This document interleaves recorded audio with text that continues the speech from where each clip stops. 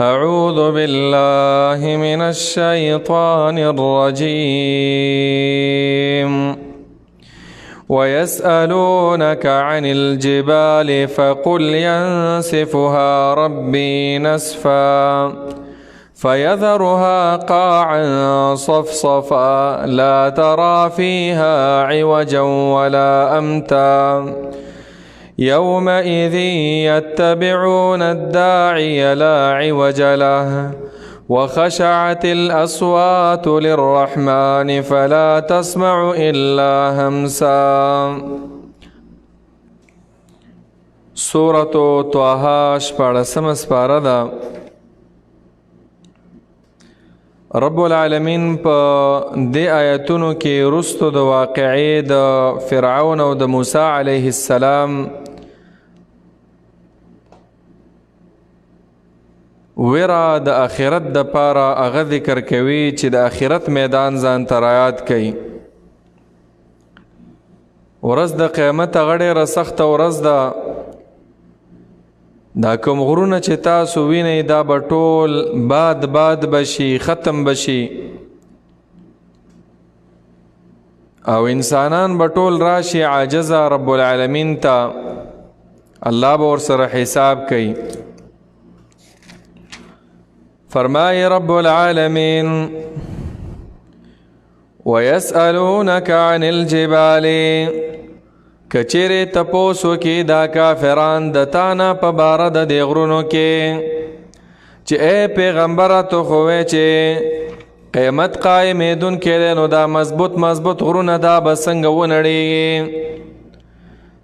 دا خو د انسان د ذهن نه ممکنه چې دا غټ غرونه دا دې وران شي. نو الله فرمایي ويسألونك عن الجبال، کچره تپوسو کې ستانه پیغمبره په باره د دې غرونو کې چې څه حال به یې په ورځ د قیامت باندې. نو فقلت ورته ووایه ینسفها ربي نسفا، وابلوزوي دغه غرونه په شانته د هوا، په شانته د یرو، په شانته د هغه مالوچ ډانډس کړی شوي کالعهن المنفوش. ربي رب زما نسفا په الوزولو سره، ینسفها معنا دارا چې خواره واره به یې کې وابلوزوي. فیذرها قاعا صفصفا، نو پرې به د رب العالمین ها معنا د ازمکه، قاعا یو میدان به وي، صفصفا خویا او هواره، یو کلاو ډاک به ترنه جوړ شي. ځمکه کې به بالکل دا غرونه به نه وي، دا به الله تعالی ټول ختم کړي. قرآن کې الله تعالی د غرونو باره کې نور آیتونه هم دغه په دې معنا باندې ذکر کړي. لکه سورة القارعه کې رب العالمین فرمایي وتكون الجبال كالعهن المنفوش، دا مضبوط غرونه چې دي دا به رب العالمین داسې وګرځي لکه هغه مالوچ ډانډس کړی شوی او الوزي هواګان به والوزي. نو دا ټول ځمکه دا به داسې هواره شي. لا ترى فيها عوجا ولا امتا، لا ترى نبوینی فيها په دې ځمکه کې عوجا معنا هغه کوږوالی به نه ویني، ولا امتا او نه اوچتوالی. نه به داسې ډیرکۍ وي او نه به پکې کوږوالی وي، بالکل داسې اواره بشي، میدان بشي. نو رب العالمین فرمای یومئذ په دغه ورځ باندې یتبعون الداعی، روان بوي دا انسانان، متابعت بکوي دا انسانان الداعی هغه آواز کوونکي ته، لا عوج له چې نبوي کوږواله د دغه آواز کوونکي د آواز نه بل طرف ته، له معنا دی اوریدونکي د آواز ته. څه مطلب د آیات دا دی چې اسرافیل شپېلۍ وهي. تفسیر جلالین کې لیکلي نوم د هغه شپېلۍ چې کوم طرف ته اشاره ورته کوله چې داسې ځي هماغه طرف ته به ځي، بالکل کوږوالی به نه وي. او دا انسانان بعض علماء دا ویلي چې خپل پیشوا او خپل امام او خپل مشر پسې به دغه شان تابعدار ور روان وي. خو د اوله معنا دا راجحه ده چې د اسرافیل علیه السلام چې کم طرف ته لیږي بس همغې طرف ته به ځي. وخشعت الاصوات للرحمن لا عوج له معنا دا ده نبوي आवाज کوونکې په आवाज کې کوګواله، یعنی د اسرافیل علیه السلام په आवाज کې بم کوګواله نه وي. دویمه معنا دا د لا عوج له نبوي د منډه وهونکو په دغه منډه کې کوګواله ټول بسیدا شپېلې پسې ور روان وي. وخشعت الاصوات للرحمن وخشعت الاصوات او چپ بشي خاموش بشي ټول اوازونه للرحمن د ير د رحمان ذات نه څوک به خبرم نشي کوله. فلا تسمعون باورت الا همسا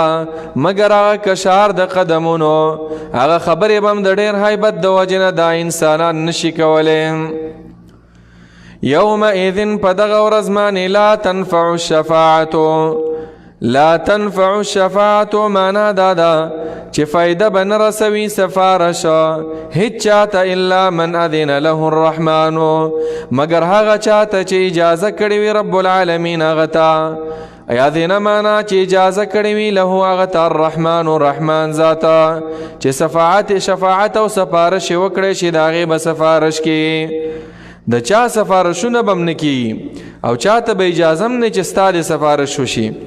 که الله د چا باره کې ووایي چې د دې سفارش دی وشي نو بیا به د هغې سفارش کېږي.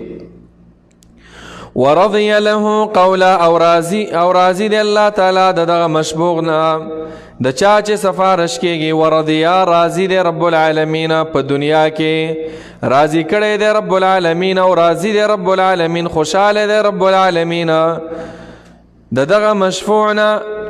د کم لحاظ سره قولا د وینا په لحاظ چې د کلمه د توحید ویلی وي او یا رضا وي د هغه په وینا، یعنی دنیا کې ویناګانې افعال هغه د قرآن او د حدیث هغه مطابق وي. نو اله به دا انسانان چې کوم دي د دې ته به اجازه میلاویږي چې د پلانی سفارش دی وشي. شفاعت عزیزانو په ورځ د قیامت باندې نبی صلی الله علیه وسلم شفاعت کبرا د هغه د پاره دی چې د خپل امتیانو د پاره چا چې ګناهونه کړي هغوی د پاره به سفارش کوي. دارنګې د شهید باره کې راغلی چې هغه به سفارش کوي، قاری باره کې راغلی هغه به سفارش کوي. خو اله به سفارش کوي چې الله اجازه وکړي چې د پلانی د پاره وکړه نو صحیح ده، او که الله اجازه نه وي کړي نو هیڅ چا د پاره به سفارش نه کوي. او په دې معنا باندې قرآن کې هغه ډېر آیتونه دي. بیا رب العالمین فرمائی یعلم ما بین ایدیهم خبر دے رب العالمین ما بین ایدیهم په هغه حالاتو د دوی باندې چې وړاندې د دوی نه و ما خلفهم او حالاتو باندې چې مخکې د دوی نه دي. ولا یحیطون به علما او نشي راګیرولې هغه حالاتو لرا په خپل علم کې سوا د رب العالمین نه بل څوک دا انسانان دا نشي راګیرولې. ولا یحیطون به علما د دې صحیح ترجمه غدا ده چې رب العالمین ته خو د انسانانو پته ده کم چې مخکې تیر شوي کم چې رستو را روان دي. خدا انسانان چې دي دوی ته د رب العالمین د ذات او د معلوماتو په باره کې دومره علم نشته چې احاطه وکړي. احاطه نه مراد چې ټول د الله رب العالمین په ذات باندې د دوی علم راشي، د الله په صفاتو یې راشي. نه انسانانو سره معمولی غوندې علم دی. نو معنا دا شو ولا یحیطون احاطه نشي کولی نشي راګیرولی دا انسانان به معنا په ذات او په معلوماتو د الله تعالی علما د جهته د علم نه احاطه نشي کولی دا انسانان د علم په لحاظ په چا باندې نشي کولی په ذات د الله تعالی باندې په علم د الله تعالی باندې په معلوماتو د رب العالمین باندې. انسانان چې دغه عاجز دي. وعنت الوجوه للحي القيوم دا سه ورځ د رب العالمین فرمایي وعنت الوجوه ذلیل شوي دي الوجوه خاوندان د مخونو للحی د پاره د هغه ذات چې هغه تل ژوندی دی، القیوم تدبیر والا دی، راټینګونکی د ټول عالم دی. دا ټول به رب العالمین ته داسې عجزه مخونه ولاړ وي. دا لوی لوی خلق په دنیا کې چې دي دا به بس مړې سترګې او خړې سترګې او ذلیله به ولاړې رب العالمین ته. وقد خاب من حمل ظلما، او یقینا نا امید ده من هغه څوک حمله چې بار کړی وي ظلمن شرک لرا، یا ظلمن معنا ظلمون لرا، مراد تینا کفرونه دي، مراد تینا گناهونه دي. په ورځ د قیامت باندې داسې انسانان بیا ډېر په تاوان کې دي. خو ومن یعمل من الصالحات، او هغه څوک چې عمل کوي عمل یې وکړو نیک په طریقه د پیغمبر باندې،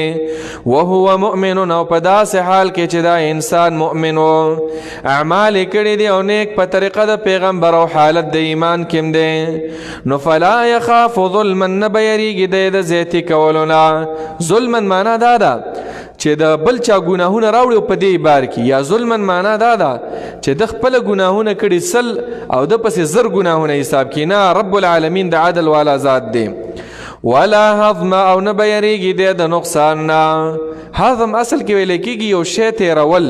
خپل حازمه ته رسول. دلته معنا دا ده چې دا انسان مؤمن به نه یریږي د کموالي نه په خپلو نیکو اعمالو کې، یعنی کم اعمالی چې کړي دي هغه به ترې نه کمیږي، لکه ټول چې سړی کوي او پردی حق لږ وخوري، نه داسې به هم نه کېږي، ځکه هلته تله چې لګېدلې ده هغه د عادل ذات تله ده. وكذلك انزلناه قرانا عربيا، رب العالمین اوس ترغیب ورکوي قرآن طرف ته. قرآن کې ډېرې فایدې دي، خو یو دوه فایدې هغه الله تعالی ذکر کوي په دې آیات کې. وکذلک، او دغه شان انزلناه نازل کړی دی مونږه، انزلناه نازل کړی دی مونږه قرآنا عربیه، د کتاب لرا په داسې حال کې چې لوستلی کېږي عربیا په عربۍ ژبه باندې. وصرفنا، او بار بار مکرر بیان کړي فيه مونږه په دې قرآن کې من الوعید معنا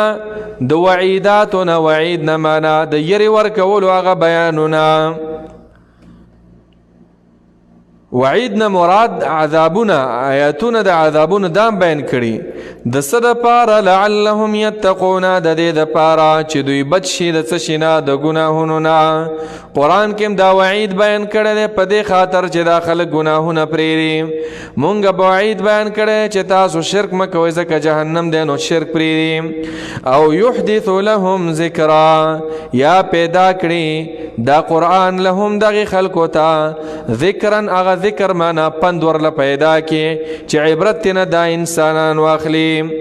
ذکر دلته مراد دا دی چې نیکیو طرف ته راوګرځوي. یتقون کې اشاره ده چې ګناهونه پرېږدي د قرآن په وجه، او یحدث لهم ذکرا کې اشاره ده چې نیک اعمال وکړي. فتعالى الله الملك الحق ولا تعجل بالقرآن من قبل أن يقضى إليك وحيه وقل رب زدني علما. قرآن مانی چستا صحیح یقین او صحیح ایمان وی رب العالمین بتا تا عقیده د توحید نصیب کوي، صرف الله تعالی بستا ایمان جوړي. فتعال الله، نو چد الله تعالی الملک چې بادشاہ دی، الحق رښتینی بادشاہ، حق بادشاہ دی، بادشاہی دا غسر لایق ده. ولا تعجل، او تلوار مکوه اے مخاطب یا اے پیغمبرا بالقرآن په قرآن سرا من قبل ان يقضى مخید دینا چې پورا کړی شي الیک تا تا وحیه وحی داغ قرآن. نبی علیہ السلام چې جبرائیل امین بور لراغه نو زر زر به دا قرآن ویو چې را نهیر نشي، نو الله تعالی ویل چې ډیر تلوار مکوه چې ترسو جبرائیل امین فارغ شوی نه نو ته هغه په مخ کې د مراجعه مکوه، الله تا تزدکی دا. او په دې معنا باندې بل آیات هم په قرآن کې ذکر دی چې لا تحرک به لسانک لتعجل به. او دویمه معنا د دې دا ده ولا تعجل بالقرآن، چې قرآن په مطلب نوی پوه شوی می بیانوم. دا ضرور نه چې ته ترجمه وکړي خلکو ته، ټوله ترجمه د نبی غلطه کیږي، معنا غلطه کېده، د الله کتاب دی.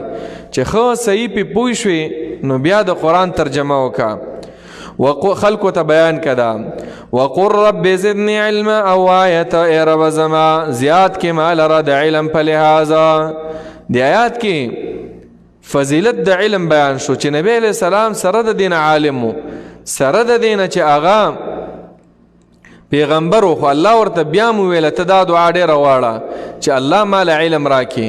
الله رب العالمین ما ته په علم کې ترقی او په علم کې زیادت راکړي. نو دعا دا غوښتل پکار دي چې الله مال د دین پویا راکړي. ولقد عهدنا الى آدم من قبل فنسي ولم نجد له عزما. په دې آیات کې الله رب العالمین په دې ورپسې آیاتونو کې واقعه د آدم علیه السلام بیانوي او بیان د عذر د آدم علیه السلام دی. مخکې آیاتونو کې الله ترغیب ورکو قرآن ته، نو په دې آیاتونو کې ذکر دی چې بنده ګوره درنه هیر نشي لکه په شان ته د آدم علیه السلام.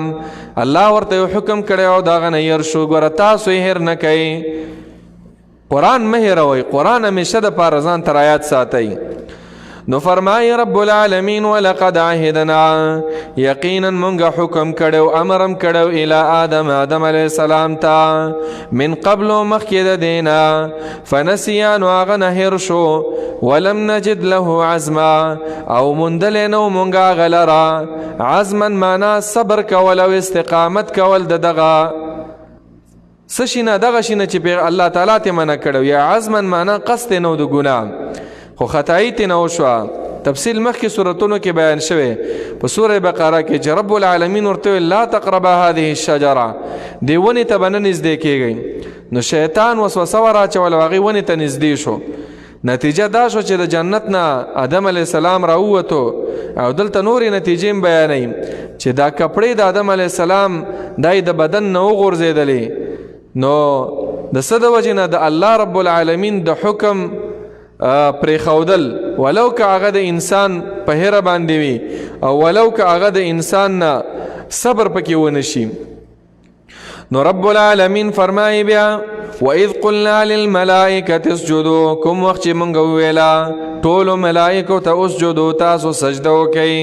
لآدم آدم علیه السلام ته فسجدوا نو ټولو سجده وکړه الا ابلیس مگر ابلیس سجده ونه کړله، ابا هغه انکار وکړو. نو فقلنا مونږ وویله یا آدم ای آدم ان هذا یقینا دا ابلیس چې دی عدو لک دا دشمن دی ستا ولزوجک او ستا د کور والا ستا د بیبي او ستا د ښځې فلا یخرجنکما پس ودې نه باسي تاسو دواړو لره په وسوسو سره او په چلول سره من الجنت د جنت نه فتشقا نو تبه په مشقت کې پریوزي په تکلیف کې. دنیا د مشقتونو د تکلیفونو زیاده ګوره دا شیطان هم چیرته دوکه نه کی. ان لك الا تجوع فيها ولا تعرى، یقینا ستا د پارشته دی الله تجوع چې ستا د پارشته که د شیطان وسوسه دی ونه منله څه شی درلشته الله تجوع ان دا خبره لا تجوع چې ته به نه وږې کې فیها په دې جنت کې ولا تعرى او نه به برمنډه کېږي ته نه به په تا باندې ولږه راځي او نه به په تا باندې برمنډوالی راځي. الله تعالی دا دواړه یو ځای ذکر کړل بربندواله او لګا. وجه دا ده چې سړی وږی شي نو دا د خېټې ذلت دی، انسان ذلیل شي کمزورې کېږي بل چاته بلاس نسی، او چې کله کپړه د انسان نو غورځېږي نو ظاهر د دې هغه بې عزته شي. وانك لا تظمأ او یقینا ته چې لا تظمأ نه به تږی کېږي فیها په دې جنت کې ولا تضحى او نه به دې ګرمي کېږي ستا نه بستا ګرمي کېږي او نه به تږی کېږي. نو فوسوس الیه الشیطان وسوسه واچوله الیه د آدم علیه السلام ته الشیطان شیطانا قال وی ویله یا آدم ای آدم هل ادلک آیا اوښیم تا ته زه علی شجرة الخلد آیا اوښیم تا ته څه شی علی شجرة الخلد هغه ونه د همیشوالي که هغه ونې نه تا خوراک وکړو ته به تل ژوندی پاتې کېږي او نور ډېر نعمتونه به الله تعالی په دې جنت کې درکې و ملک او بادشاهي لا یبلا چې نه به زائله کېږي نه به زړېږي داسې بادشاهت به الله درکې. شیطان ورته دا وسوسې وراچولې او وسوسو کې قسم ورته وکړو. نو آدم علیه السلام ویل چې دونه په دروغو به څوک قسم نه کوي. نو وقاسمهما انی لکما لمن الناصحین، قسم ورته وکړو چې والله بالله ثم تالله ګوره زه ستاسو خیر خوا یم او ستا دپاره مې د خیر اراده کړې ده. بس انسانو شیطان وسوسه ور اچوله او د شیطان خبره هغه ترې نه ومنلی شوه، د الله حکم ته په دغه ټیم کې پاتې شو، هیر شو ته. نو رب العالمین فرمایي فاکلا منها، نو دواړو خوړو ښځې او خاوند حوا بیبي او آدم علیه السلام منها د دغه ونې نه، کمې ونې نه چې الله تعالی منع کړی و. نو څه چلو شو فبدت لهما سوآتهما، نو ښکاره شو لهما د دواړو ته سوآتهما هغه عورتونه د دواړو. سوآتهما عورتونو ته ځکه وایي چې کله ښکاره شي انسان خفه کېږي. ساء یسوء معنا خفګان ده، انسان په هغې باندې خفه کېږي، شرمېږي په هغې باندې. نو دا یې ښکاره شو. وطفقا یخصفان، او شروع شوله دا دواړه یخصفان چې نښلولې یې، پورې کولې یې، لګولې یې علیهما په خپلو ځانونو باندې من ورق الجنت، د هغه پاڼو د جنت نه، د پاڼو د جنت نه دا پاڼې به راخستې او ځان به په پټو. حدیث په دې باب کې راغلی د ابی ابن کعب نه چې رسول الله صلی الله علیه وسلم فرمای، ابن ابي حاتم دا روایت راوړی چې الله تعالی چې د آدم علیه السلام پیدا کو ډېر اوږد 80 ګزه 60 ذراع. نو چې کله الله ورته وویله چې ته د دې ونې نه خوراک مه کوه، د خوراک وکړو، نو اولنی نقصان دا وشو چې دا عورتونه یې ښکاره شو. نو په جنت کې یو طرف ته او بل طرف ته منډې وهلې. نو الله رب العالمین ورته وویله چې یا آدمو مني تفرو، ته زمانه تختې. چې د الله خبرې واورې د هغه ویله یا رب لا ولكن استحیاء، حیا د وجې نه رب العالمین ما له حیا راشي، ستا طرف ته در تختم خو حیا راځي چې په بدن مې کپړې نشته. ارأیت ان تبت ورجعت، ای الله کما توبه وستا نو تبه ما معاف کې. رب العالمین ورته ویل آو. نو قرآن کې به راځي فتلقى آدم من ربه کلمات، آدم علیه السلام د الله نه یو څو کلمات زده کړه، هغې وویله فتاب علیه، الله ورله توبه قبوله کړله او الله واپس معاف کو. هغه کلمه څه وه؟ په سوره اعراف کې هغه ذکر ده چې دا ویل ربنا ظلمنا انفسنا وان لم تغفر لنا وترحمنا لنكونن من الخاسرین. سوره اعراف کې چې ای رب زمونږ نه غلطي وشوه،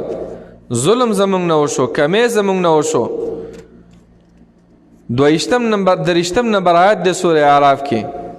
او چې دا یې وویل رب العالمین بس وبخل. او دلته اوس دا قصې کول چې نبی علیه السلام یې هلته ولیده، د هغه نوم یې ولیده او په عرش معلی لیکلی شوی و او د هغه په نوم یې پناهي وته. دا ټول منګړت د ځان نه د روغ قصې دي. قرآن دا بیان کړی چې کومه کلمې ویله. بقره کې دي فتلقى آدم من ربه کلمات، الله ورته یو څو کلمات وښود. په سوره اعراف کې په 23 نمبر کې دا دي چې قالا ربنا ظلمنا انفسنا، دغه کلمات چې ویل الله تعالی معاف کړل. اشاره د دې خبرې ته چې انسان نه ګناه کیږي، خو کامل انسان دا دی چې په خپل ګناه باندې استمرار ونه کي، همیشوالی ونه کي. بس د ګناه نه توبه وباسي او لیت لعلم مه کوه چې نن بشي سبا بشي، توبه به وباسم. نو رب العالمین فرمایي وطفقا یخصفان علیهما من ورق الجنه، او دواړه شروع شو یخصفان علیهما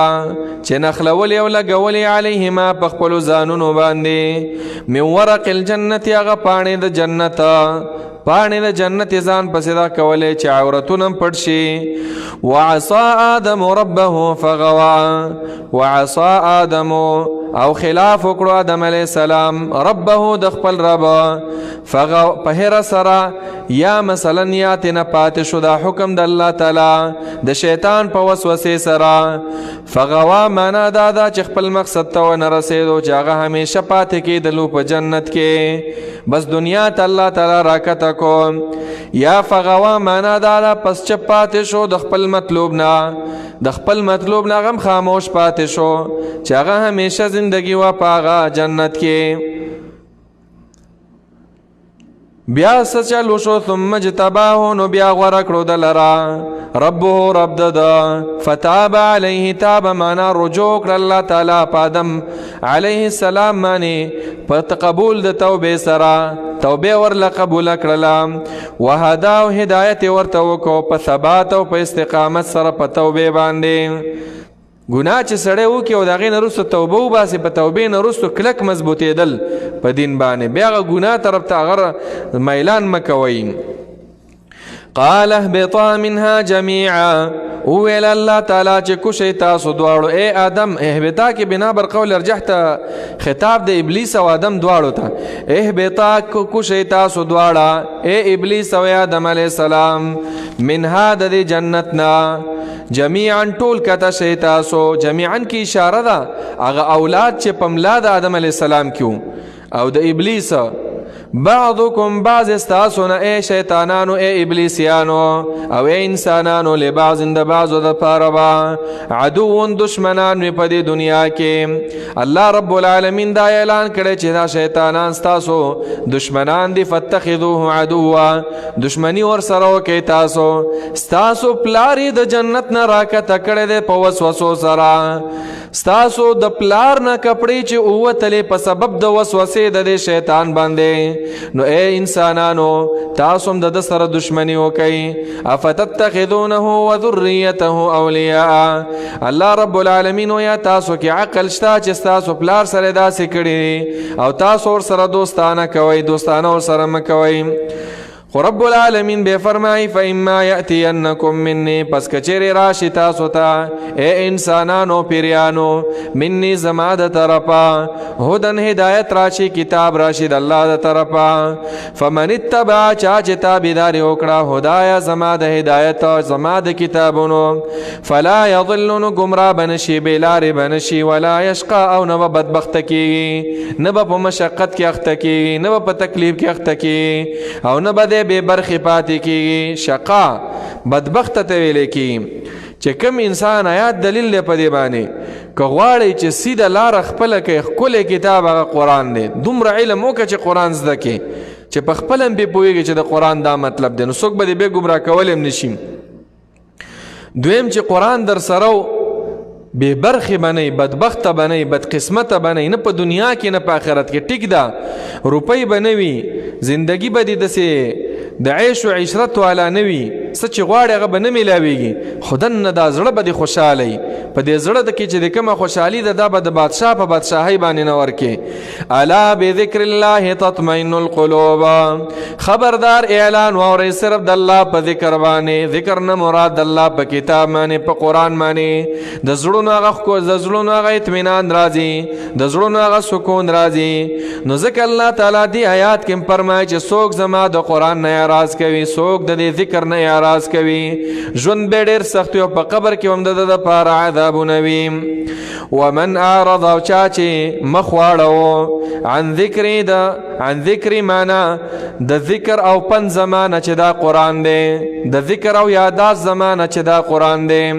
د چا چې د دینه مخ واړو مخ اړول دالي چې ایمان په نه راوړي کافرې مخ اړول دالي چې ټیم ورلن ورکه مخ اړول دالي چې عمل په نه کې مخ اړول دالي چې قران ته کې ناصل دا درته فضل ښکاری دا ټول د اعراض اقسام دي 50 کال شپېته کال د مسلمان تیر شي او قران ناظره ول نه ورزي دا من وجهن اعراض د قران نه دی قران لټې مور کوي عاجزانو دا د الله کلام دی دا د یو مولا خبرې نه دی دا د یو مفتی صاحب خبرې نه دی دا د رب لا یزال کلام دی دا ډېر خوندور کتاب دی خو دی لا کچا ټې مور کو څوک به پوي شو نو چا چې اعراض وکړو زما د دې کتاب نه زما د ذکر نه فإن له یقینا شته د دغه انسان د پاره معیشتا هغه ژوند به ضنکا ډېر تنګ دینه مراد دا چې قبر کې به ډېره سخته زندگی الله رب العالمین ورله نصیب کوي. دویم مطلب دا چې په دنیا کې که هر څومره دی په بلډینګونو کې اوسېږي خو دننه دا زړه به دا بې خفه وي په دې کې به اطمینان نه وي زړه به ټق شوي د خفګانونو نه زړونو کې اطمینان چې راځي په دې قرآن باندې راځي. د دې لنډ مثال عزیزانو دا دی دا گاډی چې دا جاپانیانو جوړ کړی ولله المثل الاعلى مثال صرف په دې کې چې یو شیز د پاره یو شیز علاج وي. جاپانیانو ته پته را چې د اوبو ځای په دې گاډي کې کم دی د پټرولو پکې کم دی د موبلینو پکې کم دی. اوس کې یو سړی د پټرولو په ځای پکې اوبه اچوي او د اوبو په ځای پټرول واچوي نو دا گاډی بم بلاسټنګ کوي که نه کوي الوزي اور اخلي که نه اخلي دا گاډی به مخکې رفتار وکړي نه اور به واخلي. الله تعالی دغه شان د انسان په خپلو لاسونو جوړ کړی څنګه چې د هغه د شان سره مناسب و. الله ته پته ده چې د دې انسان دپاره څه شی ښه دی د دې زړه په څه خوشحالېږي د دې د سترګو رونق په څه شي باندې راځي د دې په دې مخ کې دا رڼا په څه شي پیدا کېږي او دا په قرآن کې موږ ته ښودلي د زړه اطمینان د زړه سکون د زړه راحت هغه هم په دې کتاب کې دی په دې عبادت کې په دې تلاوت کې په دې باندې د عمل کولو دې طرف ته خلق را جلب کول د دې مطابق زندگی برابرول.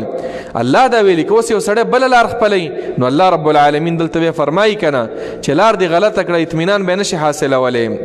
نو فإن له معیشتا یقینا شته د دغه انسان دپاره معیشتا ژوند به وي هسې ژوندی به وي خو ډېره ډېره تنګه زندګي به وي. ونحشره راپورته به یې کړو مونږه یوم القیامت په ورځ د قیامت باندې اعما ړوند به وي ړوند معنا سترګې به یې ړندې وي قیامت کې حالات دي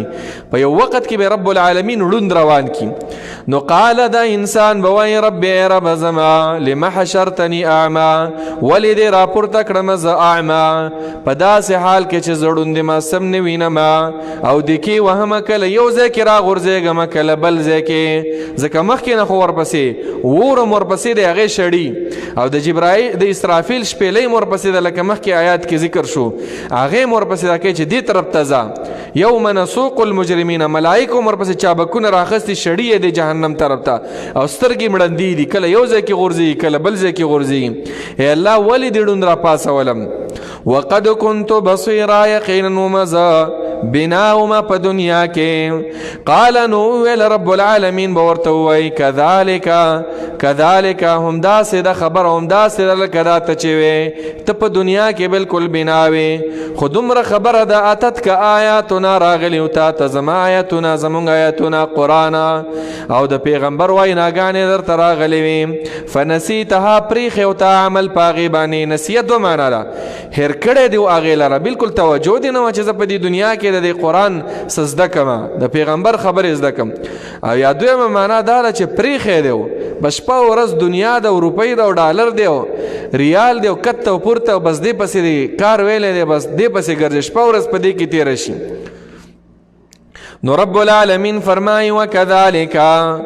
او په مثال د هیرولو ستا تا چې څنګه دا قرآن هیر کړی و دې دین له دې ټیم نه ورکوو الیوم نن ورځ تنسا ته به م هیر کړی شي د الله د رحمت نه پرې به ښودلی شي ته په دې عذاب د جهنم کې چغې به وې فریاد به کې خو څوک به دې فریاد نه اوري څوک به دې چغې نه اوري. ډېره موده پس په زرګونو کلونو پس به رب العالمین ورله یو جواب ورکړي دا جهنمیان به ټول اوازونه وکړي چې ربنا غلبت علینا شقوتنا اے الله منګ ډېر بدبخته یو منګ واپس که ربنا اخرجنا د دې اور نه مو باسه موږ به لاړ شو نعمل صالحا ډېر نیک اعمال به وکړو. رب العالمین به ورته ډېره موده پس هغه جواب ورکړي چې اخسئوا فیها ولا تکلمون کورې شئ تاسو ما سره خبرې مه کوئ لکه سپي چې سړی شړي داسې حالات به وي په قیامت کې. نو تنسا معنا دا ده همداسې به په دې عذاب کې پرېښودلی کېږي. وكذلك نجزي من اسرف ولم يؤمن بآيات ربه او همدغه شان سزا ورکو مونږه سزا ورکو من هغه چاته اسرفا چې د حد نه تیر شوی وي اسراف کوي اسراف نه دلته مراد شرک کوي ایمان نه راوړي په الله تعالی باندې اسراف ټولو ګناهونو ته ویل کېږي. ولم یؤمن او ایمان نه راوړي ایمان یې نه وي راوړی بآیات ربه په آیاتونو د رب خپل باندې معنا کافر وي. ولعذاب الآخرة او عذاب د آخرت چې دی اشد ډېر سخت دی و ابقا او ډېر پاتې کېدونکی دی معنا همیشه پاتې کېدونکی دی نه زایله کېږي. ګوره د عذاب د آخرت داسې نه ده چې بس 2-3 ورځې جیل دی او تېر به شي. الله وایي اشد یو خو ډېر سخت دی. په جیل کې چې سړی لږ وخت تېر کړي نو نرمي پرې راځي او په آخرت په عذاب کې چې وخت تېری په جهنم کې وقتاً په وقتاً عذاب سختیږي. قرآن کې په دې معنا باندې ډېر آیتونه شته. کلما نضجت جلودهم بدلناهم جلودا غیرها لیذوقوا العذاب چې دا څرمنې وسوځي رب العالمین فرمایي سټکورې شي نورې څرمنې به ورته وراچو نور پوستکي لیذوقوا العذاب چې دا عذاب ډېر ښه وڅکي. فذوقوا فلن نزيدكم الا عذابا وڅکئ دا عذابونه نه زیاتو مونږ تاسو لره مګر عذاب چې داسې ځای عذاب او چې داسې ځای عذاب هر طرف ته عذابونه دی. رب العالمین فرمایي ځکه اشد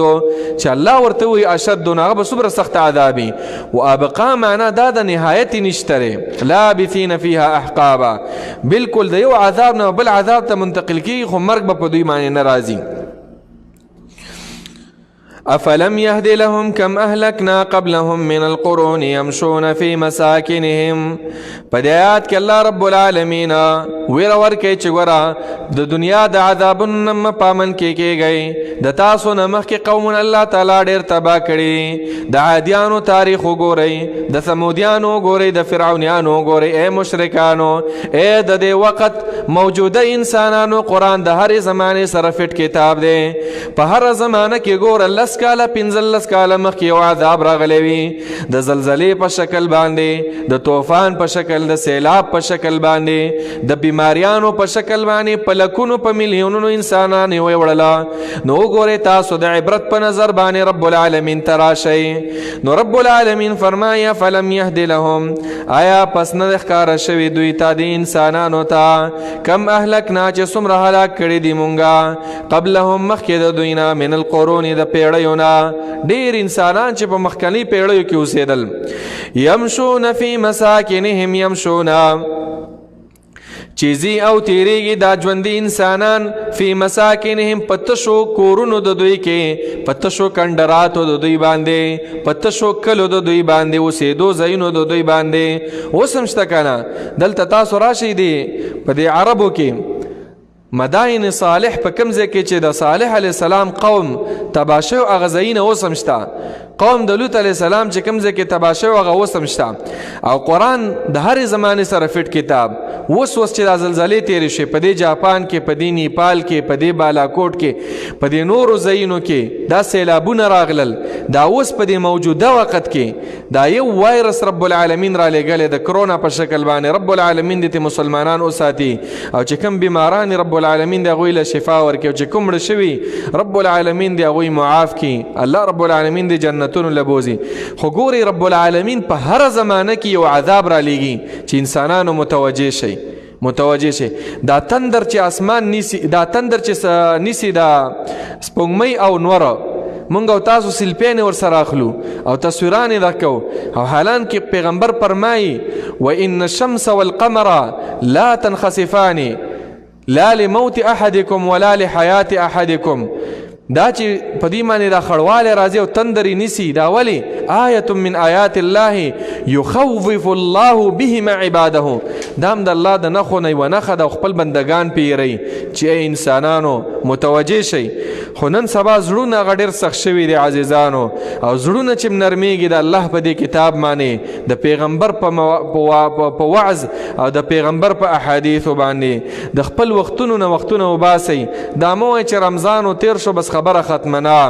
مونږ چې الله پیدا کړي یو صرف د رمضان د پاره نه بلکې مونږ ټول عمر زمونږ سره حساب کوي. په دې رمضان کې چې کوم عبادتونو سره آشنا شوي یې دا مخ په وړاندې باندې بوځئ او په دې کې ترقي وکړئ په دې عبادتونو کې. ان فی ذلک لآیات لأولی النهی، یقینا پدې کې لآیات خامخا نښې د عبرت دی لأولی النهی د پاره داغه خاوندانو صفا عقلونو. الله رب العالمین مخکنی قومونه تبا کړي دي، کله چا عقل وینو د هغې دپاره غټ عبرت دی دا، هغه به سوچ وکړي او د خپلو ګناهونو نه به ځان کنټرول کړي. ولولا کلمة سبقت من ربک لکان لزاما واجل مسمى. مشرکانو به ویله چې مونږ خو انکار کوو او شرکونه هم کوو، په مونږ خو له عذاب نه راغلی، زمونږ مشران هم روغ جوړو. رب العالمین د هغې یو جواب کوي چې د هر چا دپاره او د هر چا د هلاکت دپاره الله ټیم مقرر کړی، هغه ټیم چې راشي فلا یستأخرون ساعة ولا یستقدمون. عذابونه به راځي خو ډېر کرت الله تعالی د عذاب د یو انسان اخرت ته هغه جمع کي. نو رب العالمین فرمایي ولولا کلمة، او کچیرې نه وې هغه وینا سبقت چې پخوا ویلې شوې ده من ربک د طرفه د ربستانه، یعنی هغه فیصله چې الله تعالی کړې ده پخوا په لوح محفوظ کې لیکلې ده، هغه فیصله څه شی ده چې تاخیر د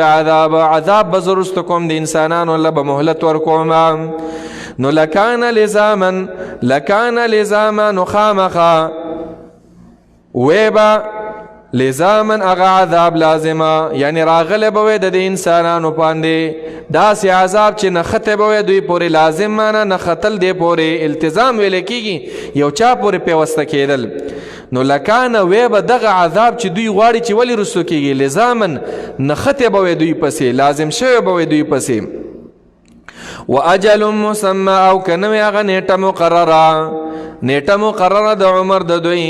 نو دوی به هر وخت کې عذاب یېدلې. ای الله ورله نیټه مقرره کړې ده چې پلاني وخت باندې به مړ کېږي، دا په خپل عذاب د عذاب ته ورتګ دی. نو که نیټه مقرر نه وي او داسې انسانانو له عمرونه ورکړی شوی وی مرګ پرې نه راتللی، نو همیشه به دوی په عذابونو باندې سر وی. خو رب العالمین وایي چې ټیم مې ورکړی پرېږده چې په دې کې لږ عبادت وکړي، پرېږده که ګناهګار وي چې توبه وباسي، که کافر وي ایمان راوړي، او بیا هغه ټیم بیا راشي بیا به رب العالمین ورسره حساب کوي. فاصبر على ما يقولون وسبح بحمد ربك قبل طلوع الشمس وقبل غروبها. په دې آیتونو کې خپلو بندگانو ته رب العالمین شجاعت او بهادری ورکوي چې صبر وکړي، د چا نه متاثره کېږئ مه، د چا د دنیا نه، د چا د مالونو نه، د چا د حسن او د جمال نه، بلکې څه وکئ تاسو صبر وکئ. چې دا کافران چې سوی بس په یو غوږې واورئ په بل غوږې داسې تې ځای وله ورکئ چې لاړ شي، د دوی د اعتراضونو نه مه متاثره کېږئ او خپل عبادتونو باندې استمرار وکئ. داسې نه چې صبر کوې او د هغوی خبرې نه اورئ خپل هم بس بې عمله نه عمل کوه. فاصبر نو ځان ټینګ که، صبر کوه ته علی ما یقولون په هغه باندې چې دوی وایي، اگر چې هر څومره اعتراضونه کوي دا کافران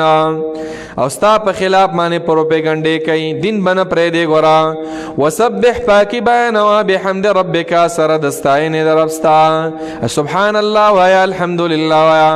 سبح معنا دا چې الله پاک دی د شریکانو نه، او الحمد معنا دا د ټول صفتونه د کمال الله تعالی لري.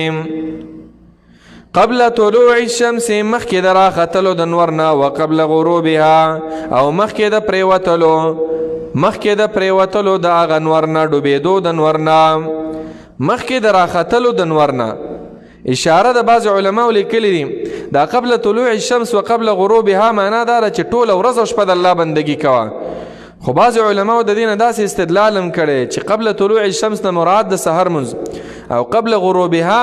نه د ماسپښین او د مازیګر مونځ شو، دا نور لا نه وي ډوب شوی، په دغه ټیم کې مونځ کېږي که نه. ومن آناء الليل او په بعضو اوقاتو او بعضو ساعتونو د شپې کې. فسبح پاکي بیانوه ته د الله تعالی. د شپې مونځ مراد دی د ماسخوتن او د تهجد مونځونه. واطراف النهار او پاغه دواړو طرفونو او په دواړو څنډو په څانګو د ورځې کې لعلک ترضا د دې دپاره چې ته لعلک ترضا د دې دپاره چې ته خوشحاله شې په دنیا کې به هم ته خوشحاله او په آخرت کې به هم درته ښکلې موقع او ښکلې هغه بدله میلاویږي معلومه دا شو چې انسان که خوشحالي غواړي هغه په دین او په عبادت کې ده نورو شیزونو کې نشته د دنیا هغه یو دو ورځې خوند وي بیا هغه تیریږي استمراري دائمی خوشحالی هغه هم دغه ده چې هغه په دین باندې انسان ته ملاویږي ولا تمدن عينيك إلى ما متعنا به أزواجا منهم زهرة الحياة الدنيا الله تعالی اوس بیان کوي چې تاسو ګر دنیا والو ته دنیادارو پسې مپس خېږئ تاسو د دوی د مالونو د دوی د جایداد او د دوی د مشرۍ پسې مپس خېږئ بلکې آخرت طرف ته توجه کوئ ولا تمدن او موږ دوا ای بنده عینیک خپل سترګې دي الی ما متعنا الی ما هغه څه متعنا چې نفع ورکړې مونږه فایده ورکړې مونږه به پاغې سره ازواجن چې قسمه قسم دي منهم دغه کافرانو ته یا دغه دنیا پرستو ته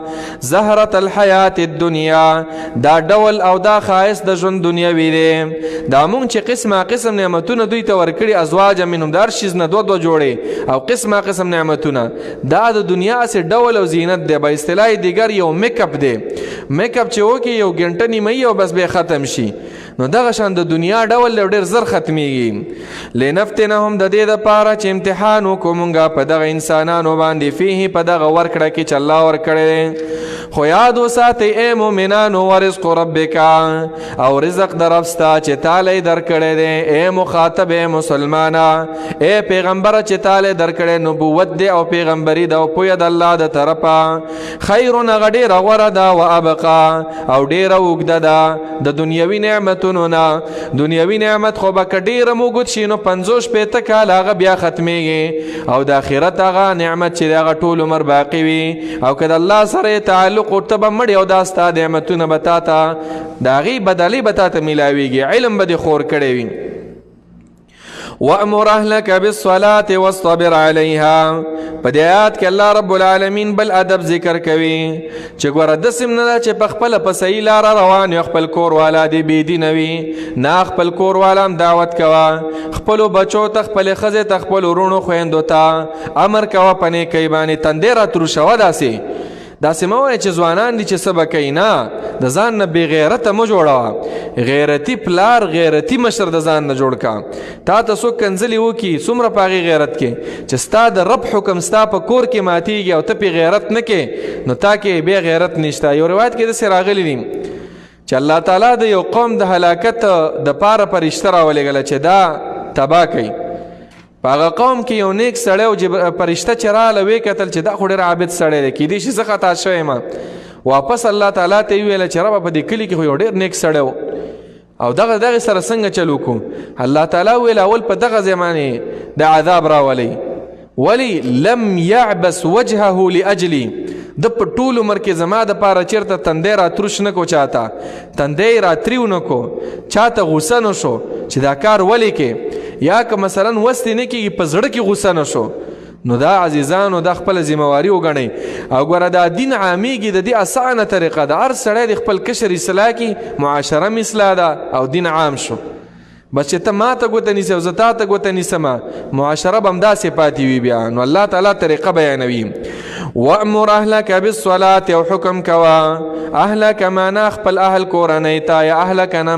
مراد تابعدارو ته بالصلاة په مونځ کولو سره چې مونځ مه پرېږدئ ګوره د مونځ پرېښودل دا کفر دی واصطبر علیها او کلک شه په هغې باندې واصطبر معنا او کلک شئ په دې مونځ کولو باندې په هېڅ یو وخت کې مه پرېږدئ لا نسألک رزقا معنا دا ده نه غواړو مونږ نه تا نه رزقا هغه روزي او رزق نستا او نستا د اهل اے دعوت کوا که نیک اعمال کې ګوره د تا نه مونږ رزق نه غواړو بلکې مونږ نحنو نرزقو که مونږ به تا تم رزق درکوو دوی ته به م ورکوو اشاره د دې خبرې ته قرآن کې دا ډېر ذکر کیږي چې د عبادت سره یو ځای الله تعالی رزق ذکر کوي لکه دې آیاتونو کې وأمر اهلک بالصلاة عبادت کوه مونځ کوه نو نحنو نرزقو که مونږ به دله رزق درکو دا خبرې کول که یاره که زه علم وکمه او زه مثلا قرآن حفظ کوم زما خو وخت تیریږي نو بیا به زه څه ګټمه څه به خورمه زه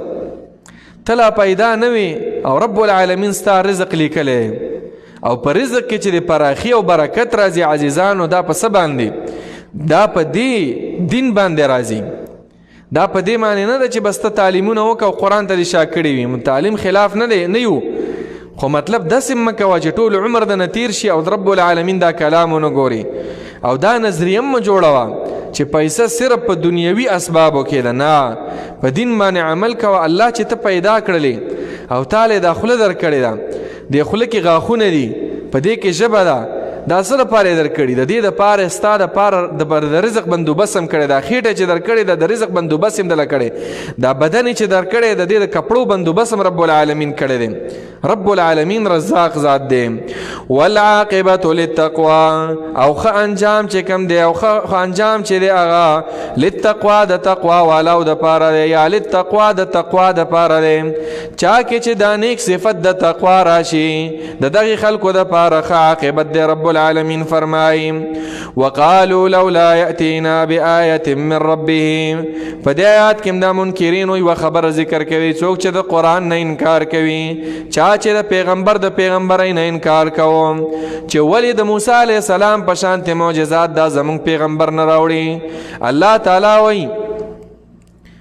چې دوی ته خو پته ده چې دومره معجزات راغلي وو دوی ایمان راوړو دغه فرعونیانو ایمان راوړو ری نه وړو سمودیانو وویله چې د دې ګټې نه یو اوښه راوباسه صالح علیه السلام ورته ویل که به ایمان را نه وړئ وره وایي نه راوړو یې مغه دوی ورته کتلې اوښه راووته او داسې اوښه وه چې ټول کلي یې پی ورکولې او بیا یې ایمان را نه وړو الله هلاک کړل نو دلته م الله تعالی وایي چې دوی اسې وایي خو ایمان نه راوړي که ایمان یې راوړلی نو مخکې واقعاتو کې څومره بیان شو چې څومره معجزات الله تعالی را لګلو زمونږ پیغمبر لم الله تعالی ډېر معجزات ورکړي امام ابن کثیر یو کتاب لیکلی زر معجزات بلکې د زرو نه هم زیاته زر خو صرف هغه حساب کړي زمونږ د پیغمبر هم ډېر غټ غټ معجزات و د نورو پیغمبرانو د پاره سره یو څو او زمونږ د پیغمبر سره ډېر زیات و خو دې کافرو هغه ایمان نه راوړو نو رب العالمین فرمائی وقالو او دوی وائی لولا یأتینا بآیت ولی نراوڑی دے مونگتا بآیت یو نخا من ربه د طرفا د رب ددنا یعنی اغا نخا چه مونگ یغوارو لکه مخ کی بیان شو چه دی مکه کی مونگ د پارا سندون روان که او زمونگ د پارا باغون جوڑ کتا او تبر اسمان تا خیجو مونگ بدتا گورو او ستا کور دی د سرو زرو د سپینو زرو شی اسی پا ظلم مطالبه کولی اللہ تا آسانوا خو رب العالمین ته پته وه که داسې ممکنو بیم دوی ایمان نه راوړي اولم تأتهم نو الله رب العالمین جواب ذکر کوي اولم تأتهم حاصل د جواب هم دا دی چې قرآن کریم د مخکنی کتابونو هغه خلاصه ده نو دا معجزه د ټولو معجزاتو نه کامله معجزه ده کنه دا قرآن چې داسې معجزه وله راغلی ده چې دا قرآن دی او یا معنا دا ده چې مخکنی واقعات الله تعالی بیان کړی دي په دې قرآن کې چې هغوی ته داسې یو ایمان یې نه راوړی اولم تأتهم آیا نه دی راغلی دوی ته اولم تأتهم آیا نه دی راغلی دوی ته بینتو هغه صفا بیان ما فی الصحف الاولی هغه چې په صحیفو مخکنیو کې و ولو انا اهلکناهم بعذاب من قبلهم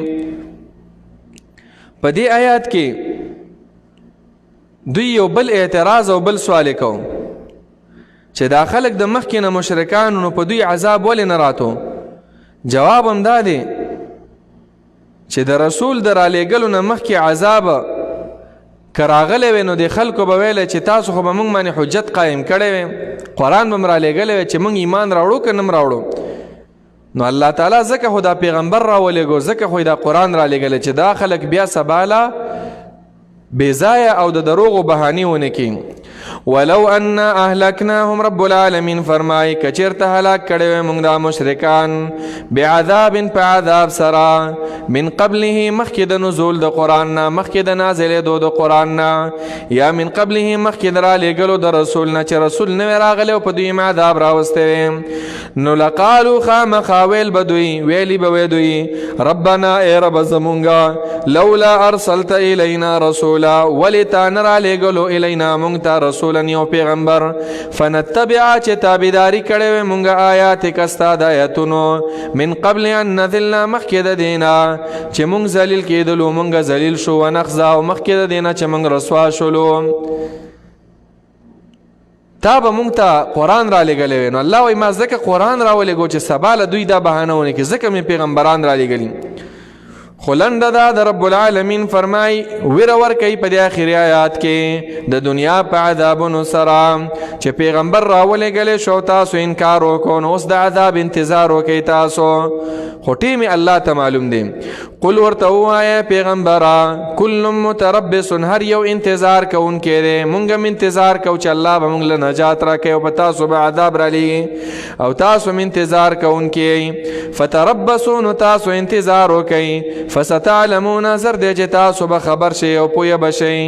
من اصحاب الصراط چې څوک دی خاوندان دغه لارې السوي برابره چې څوک په سمه لار روان دي ومن اهتدی او څوک دی هغه کسه چې هدایت موندلې دا چې کله عذاب راشي نو بیا به تاسو پته ولګي په ورځ د قیامت